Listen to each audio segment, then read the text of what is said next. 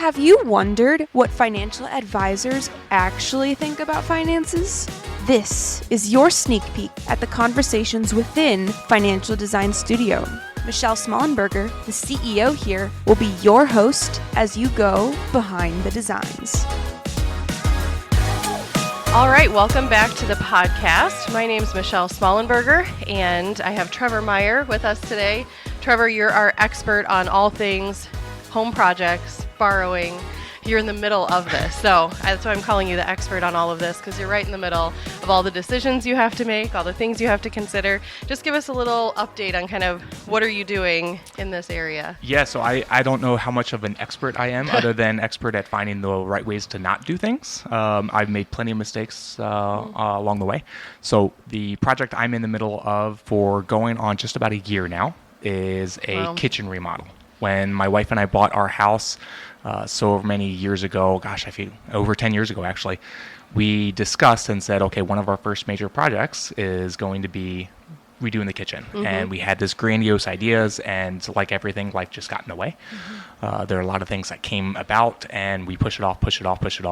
But also during that same time, I looked at it and said, okay, well, how can we get to the vision of what we want to look at in the end? So even though we didn't actually start doing any of the work, I was always behind the scenes planning, building spreadsheets to figure out, okay, what is this going to cost? What's the layout going to be? What are the materials we want? Who are we going to hire? So if anybody knows me well, I love spreadsheets. As I say, of course you were. and spreadsheets are, the way I just think about life. Mm-hmm. So, yeah.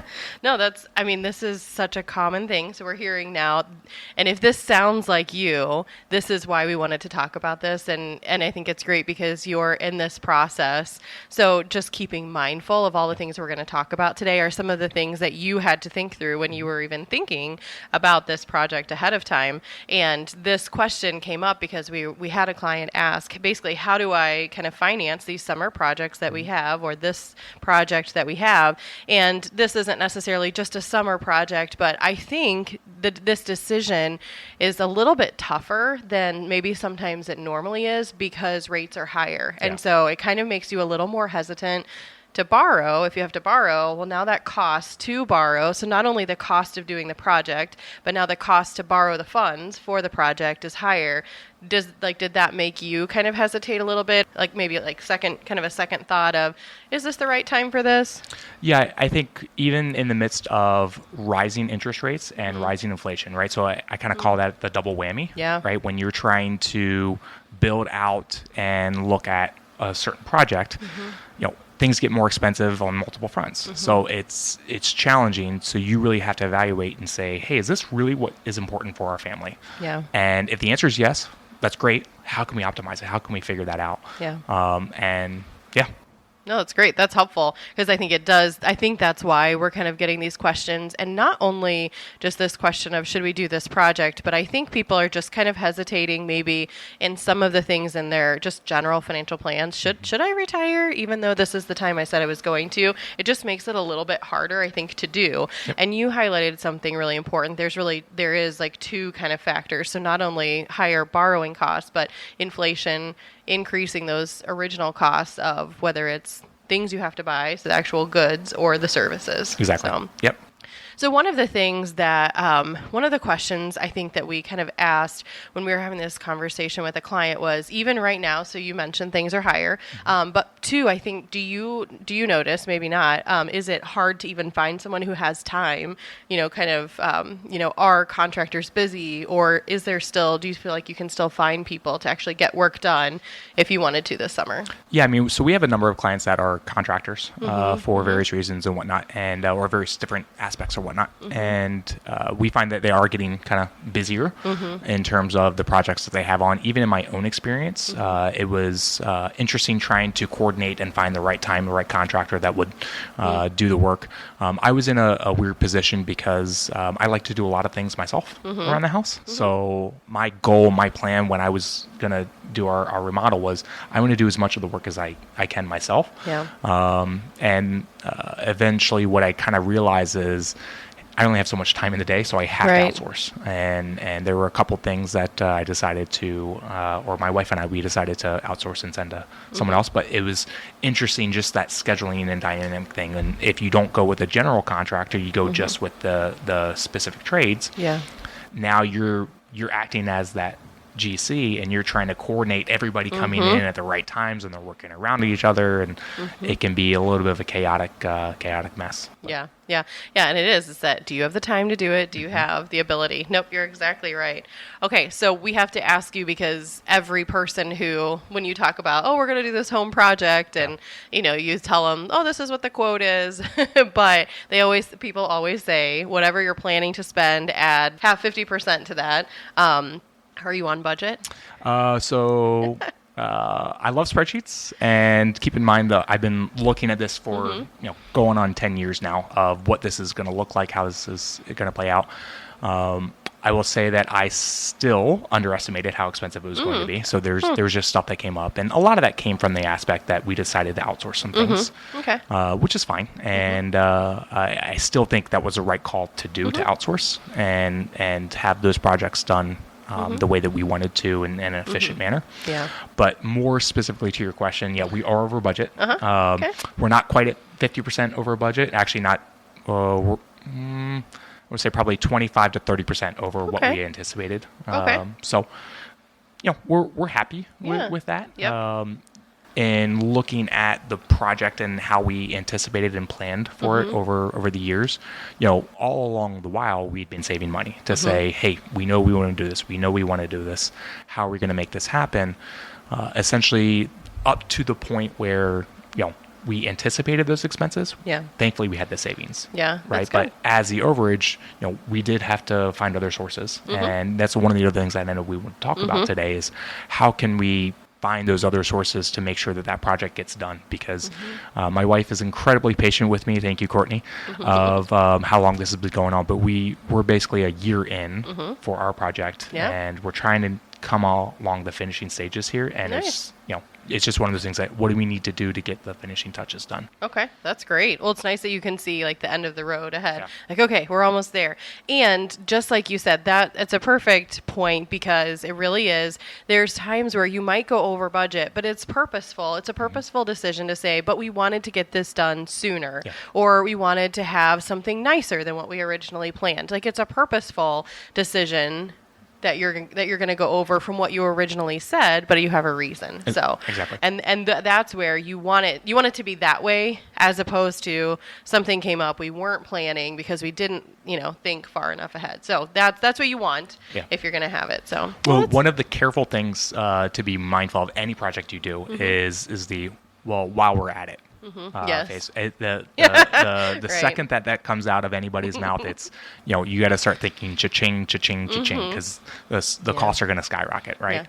And again, that may be what you need to do as a family, but the more that you can think about that ahead of time, the more that you have the ability to say, hey, we're either going to set funds aside ahead of time, or we're going to set the loans in place we need to ahead of time. So we're not scrambling at the last minute. We can make informed, well thought out, intentional decisions, just like you're saying. Yeah, while we're at it, or now that you mention it, that would be nice, right? Yep. To have that drink cooler, the always cold drinks, whatever it is, It is so funny is that when someone mentions, well, now that you mention it, that would be nice. It's only $100 more, only $150 more, and that adds up. Yep. No, good point. All right. Well, this is exactly what we're talking about today, is this type of question that people want to kind of hear answers for. So how do I get money for these projects? Where should I be looking to borrow if I need to finance this? And so what we're going to talk through are the advantages and the disadvantages of different types of borrowing opportunities.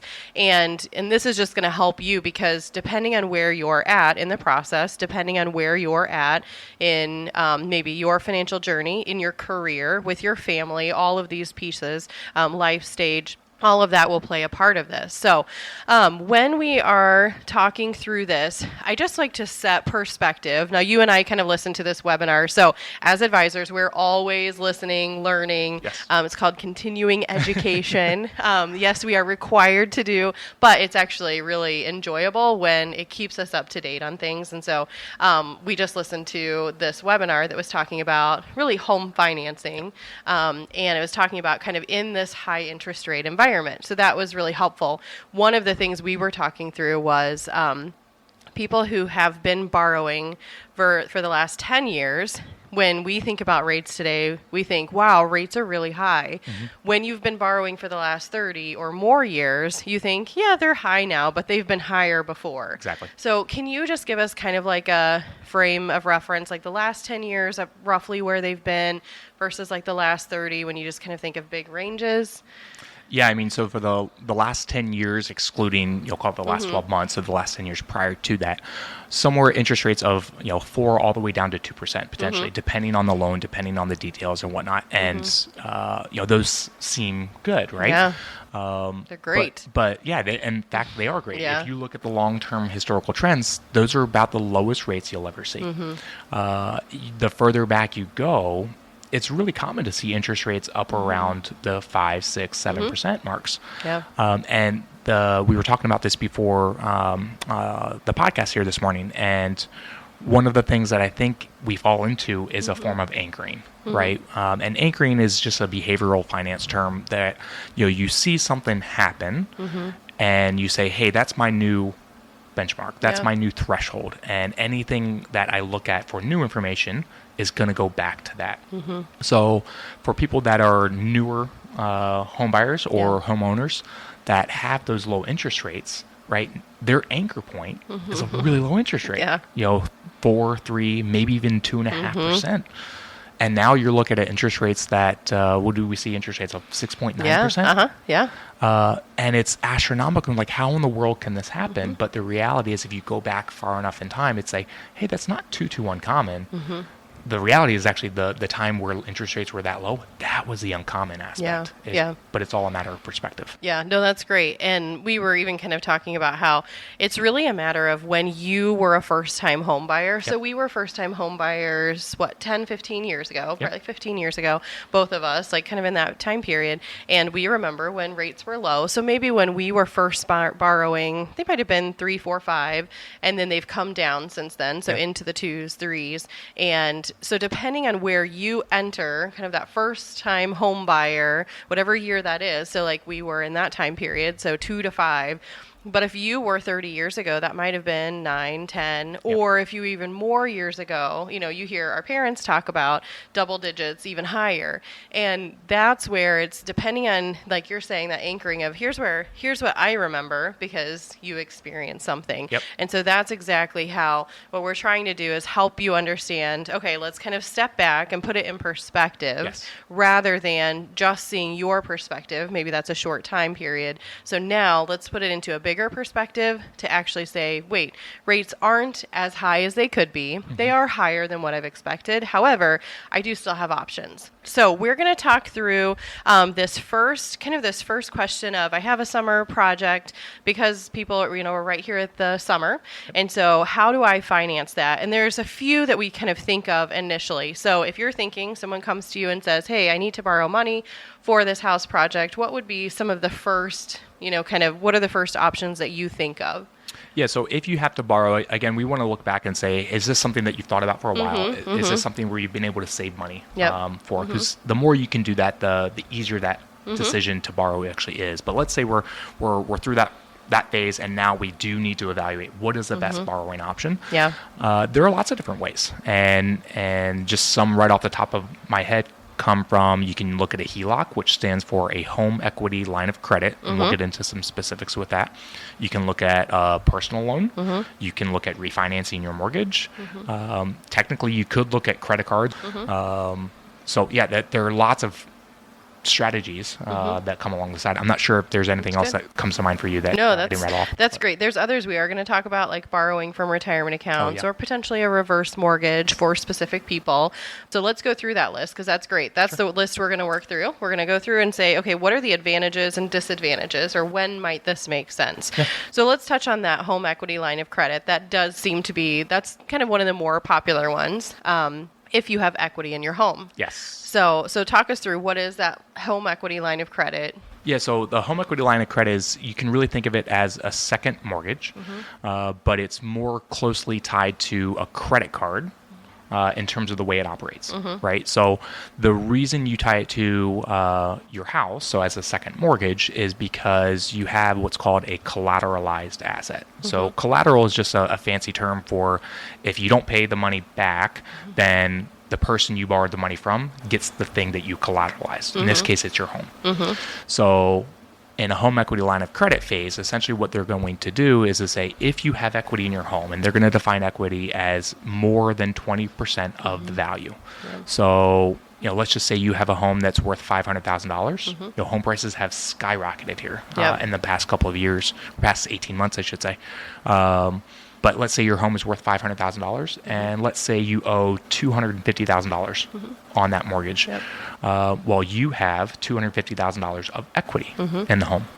However, the bank's going to look at that and say, well, that's a little bit too much risk. I don't want to lend you another $250,000. So they'll loan typically up to, let's say, 80% loan to value. That's a very common amount.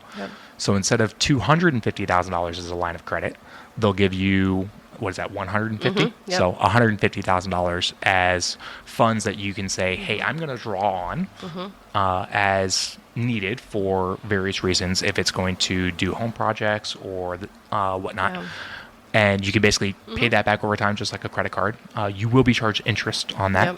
Once you start actually taking money on the line of credit. Correct. Yeah. So very much like a credit card. If you pay off your credit cards every month, you never get charged interest, right?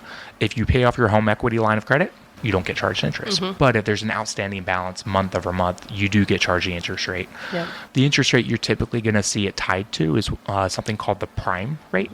And that's a figure that's kind of widely accepted. It's what most HELOCs tie back to. And your loan agreement will specify to say, hey, your rate is going to be prime rate minus or prime rate plus, depending on your credit worthiness, your credit score, stuff like that, and a whole lot of other factors. So, sorry, that was just a lot of information. No, that's good. No, it's important to know how they work. This, I think, because that one's one of the most popular. So a home equity line of credit, the benefits of it are that it's a line of credit. So once you have that, let's, in your example, $150,000 that's available to you, you may set that up, and it's like a mortgage where you kind of close. You have it's like a loan you're setting up, but you may never use it. Exactly. So if you never use it, however, it's there if you do need to use it.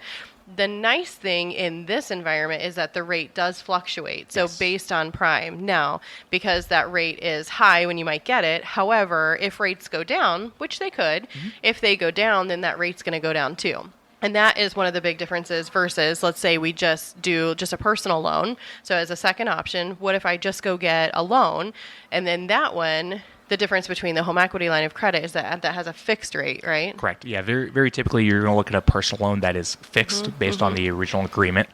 And, if you're going to get that now, you're basically locking that up for as long as you're going to have the loan at a higher interest rate environment relative to the past 10 years, right? Again, interest rates aren't astronomically high, the bigger range, but relative to the last 10 years, they are higher. So you are locking yourself into that.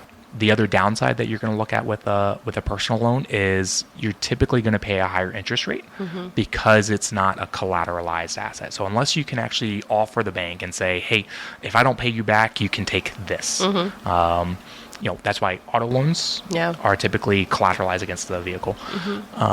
If the bank doesn't have some form of collateral, there's more risk that they're taking. And I know everybody hears me talk about risk on like a nonstop basis, but the more risk that you're willing to take in terms of losing something, the less risk the bank has to take, and therefore the less they have to charge you. Yeah. Oh, and I think that's really, though, the big difference. So that personal loan has a fixed rate. In that same example, I'm going to get $150,000 of a personal loan for that fixed rate. Now this high rate is locked in. Correct. And so you get the 150. So you're actually going to get a check for 150,000 versus that line of credit where you have the ability to borrow up to 150,000 and the rate can fluctuate down rather than staying at that. So between the two, in a high rate environment, more than likely that home equity line of credit is probably going to be more desirable than a personal loan. Yeah, to the extent that you have equity in your home, absolutely. So, But let's flip things and say now rates are low. You would want... Yeah, if you can lock in a low interest rate, you know, again, everything's relative. Right. You want to anchor, but if you can lock in a low interest rate on a personal loan, then that could be very worthwhile to do. So it's one of those things where, unfortunately, there's no hard and fast rule to say, oh, always do this instead of that. Yeah.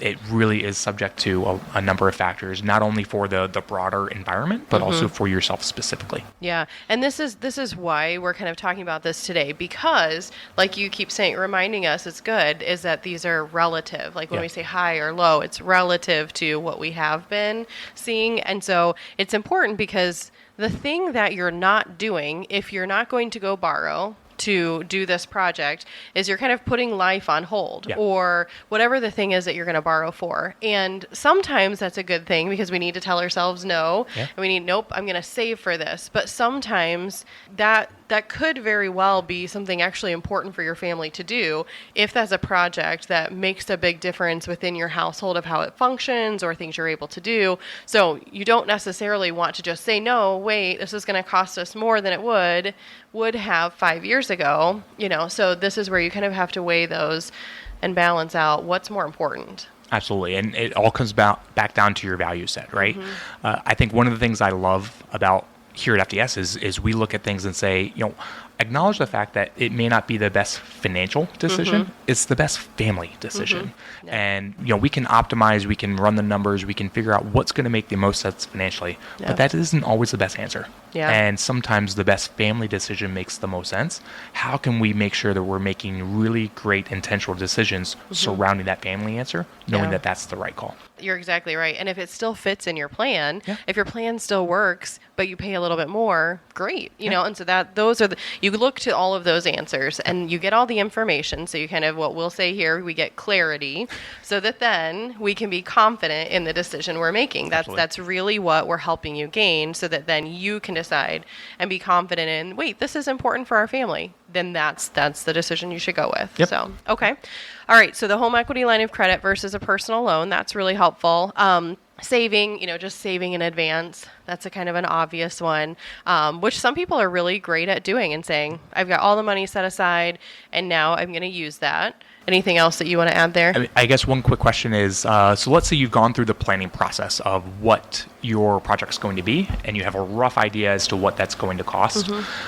Even at the onset, if you can make a determination and say, hey, we're going to do this in X number of years, 3, 4, 5 years down the road, treat it as if you're doing that project now. So if you're going to have a loan payment, start setting aside that money, because when that loan payment comes through, whether it's a HELOC or a personal loan or another another option, the more that you can set those funds aside now and treat it as if you're spending that money now, well, now when the time comes that you actually have to borrow, it's significantly less. It's a less of a burden. It doesn't feel as tight as it would have otherwise. And you might already have some saved to now help towards that. Yeah. No, that's great. That's a really good, helpful tip.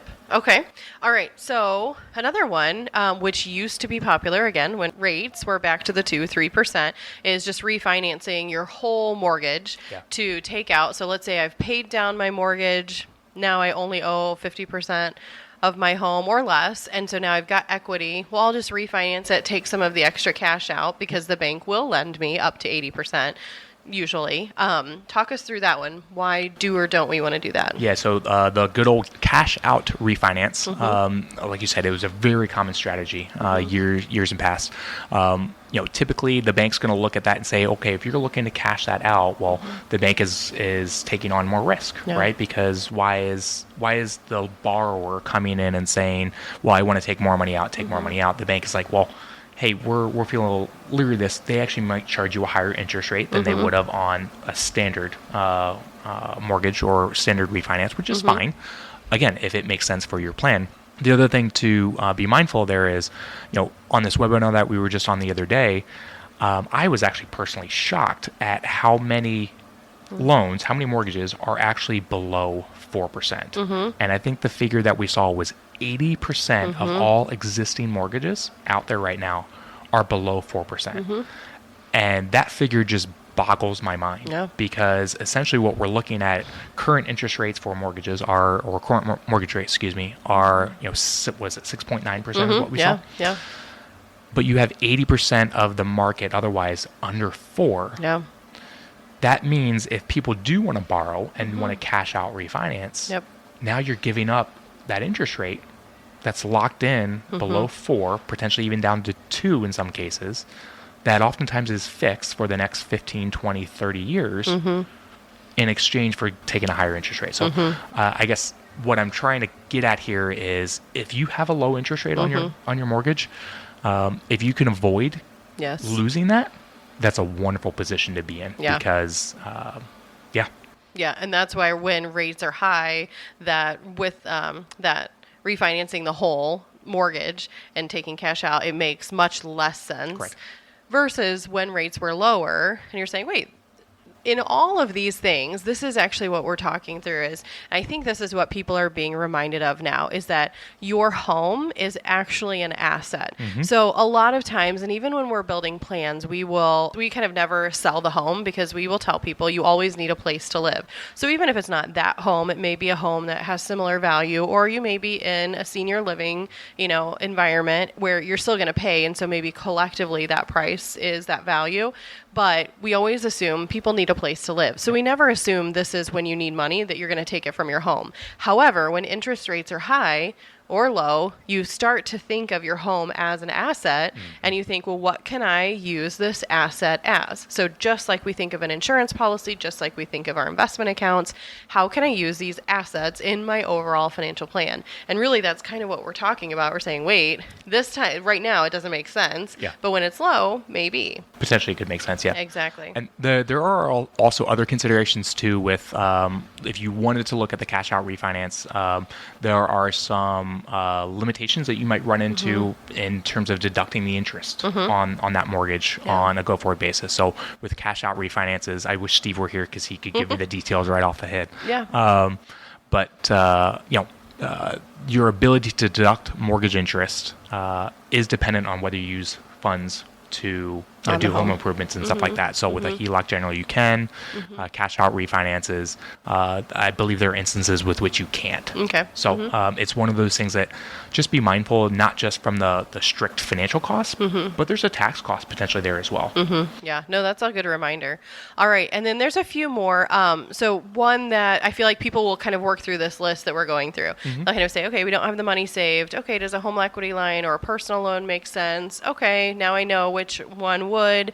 Then they'll look through, should I refinance? Okay, that doesn't make sense. This is kind of how I think the decision tree goes in most minds. And so then they get down to, okay, should I borrow from my retirement accounts? This is kind of like the last resort, which we agree it's like the last resort. At this point, you should ask yourself, is this the time to do this project? You may have said that in the beginning of this. However, if you're getting down through this decision tree and you find yourself saying, should I borrow from my retirement accounts to do this? Like, that's probably a big red flag that we really need to make sure this is a project that should be done now. Yeah, and take it even a step further. Not just borrow, but flat out withdraw. Exactly. Yeah. So the idea with borrow is you want to pay it back. There are instances with which you can, and there are strategies you can look at.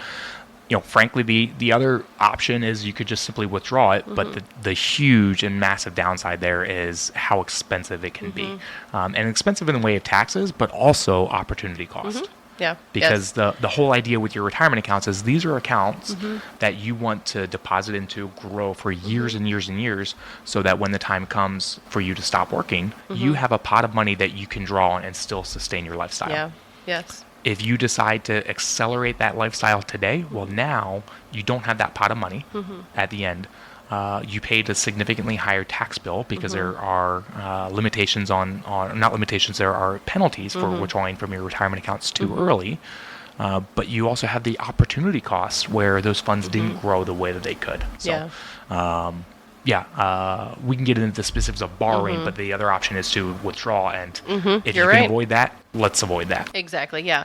And that's why I say, like, if you're finding yourself where this is the point, you really are giving up more now than just the cost of interest, because we're talking tax, penalties, things like that. And so that's where I say it's really probably a big sign screaming, we really need to reevaluate this. Absolutely. And I just also want to clarify, because there are other things. So what we're talking about is we're financing these projects. But if you have assets, because we talked about your home being an asset, there are things like a margin loan. There are things where you borrow against, investments that you have. We're not talking about those. That's, you have assets and you're trying to figure out the best way to use them. This is, I'm trying to finance this because I don't have the money. And so this is why we're kind of going through this decision tree. But there are other things you could think through if you found yourself in that situation. But I would say the last one is, maybe someone who is older and in this position. So maybe a near retiree getting ready for retirement, and they're saying, wait, we have projects we want to get done. One of the things that you and I, again, some of this continuing education just keeps coming up that we've been thoughtful of for some clients is maybe their house is an asset again, kind of in that same vein, a reverse mortgage. Kind of talk us through what that is and when and if that might make sense. Yeah, what's funny is reverse mortgage for years has always been a dirty word, right? Because, how in the world would you ever consider adding a mortgage to your property just when you're going into retirement? And, rightfully so. I think in years past that they were significantly abused by, folks that were led astray. And they were not appropriately applied. But there are some strategies now that you can effectively use them. And the rough kind of key points that you want to be mindful of here are, in order to even be eligible for a reverse mortgage, you have to be age 62. So this is not going to work if you are younger, if you're a young professional or near retiree, haven't retired yet, stuff like that. This is really going to work for people who are probably already retired. So age 62 or older. There are also limits on how much you can get out of the home in terms of the credit line or the check that the company will send you.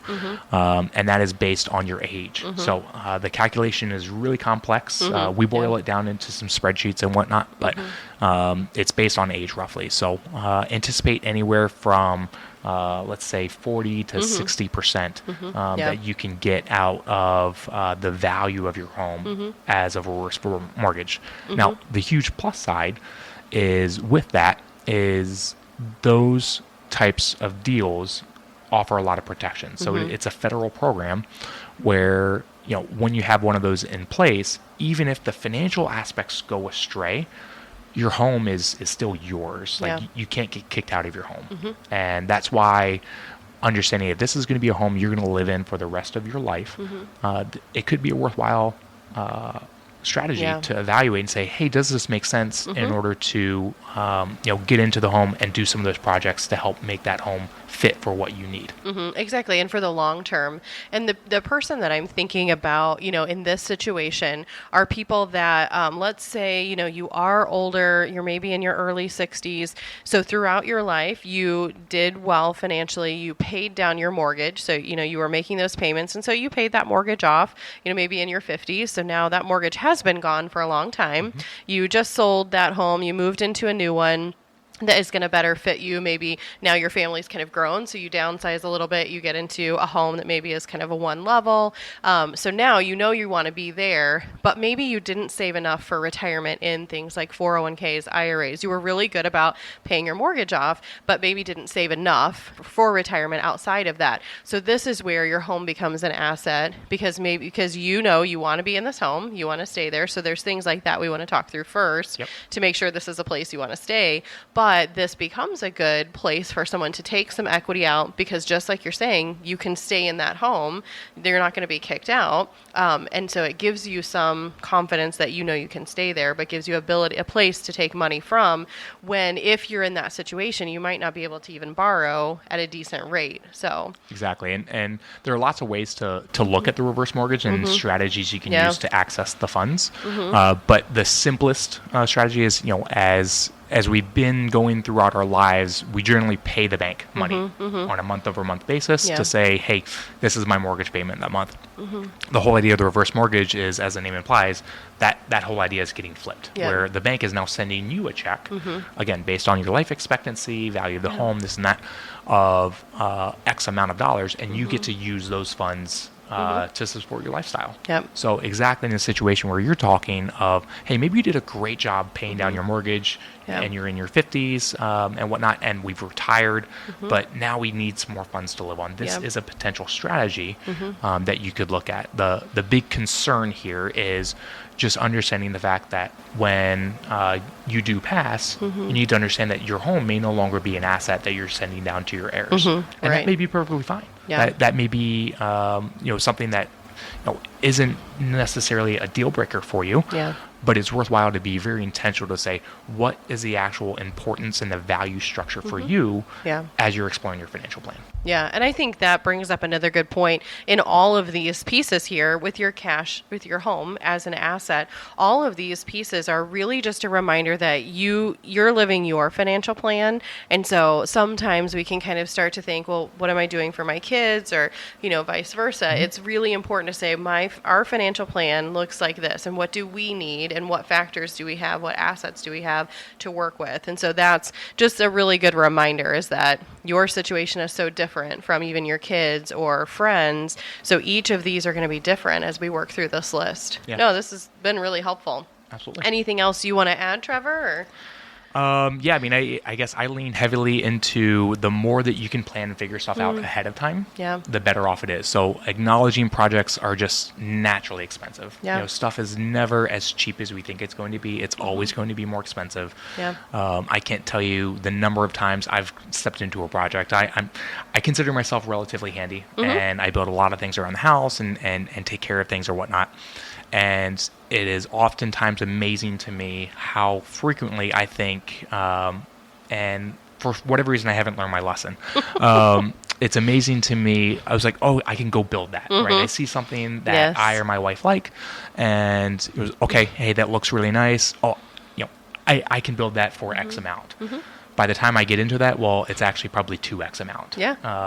So it's just one of those things that it's a careful, slippery slope. So the more that you can be mindful and intentional with things ahead of time to see what it's actually going to cost, the better off you can plan.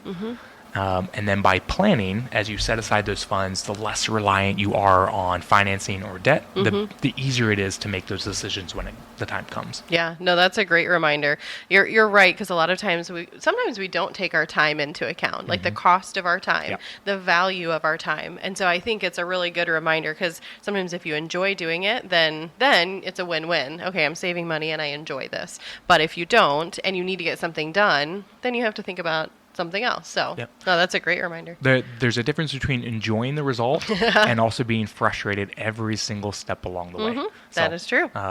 You've got to account for all of it. No, thank you. This has been really helpful. Thanks for sharing about your experience and your project, and then also just explaining some of these and talking through some of the benefits and the disadvantages of some of these options. So thanks. Yeah, absolutely. And I would be remiss. Jake on our team always likes to remind us. This question came about right from clients that actually had questions about trying to evaluate their own project. And we would welcome any questions. So if you are listening here and you have any questions that, I really want to know what Financial Design Studio thinks about this, we'd love to entertain it. We'd love to explore it and delve into it more deeply.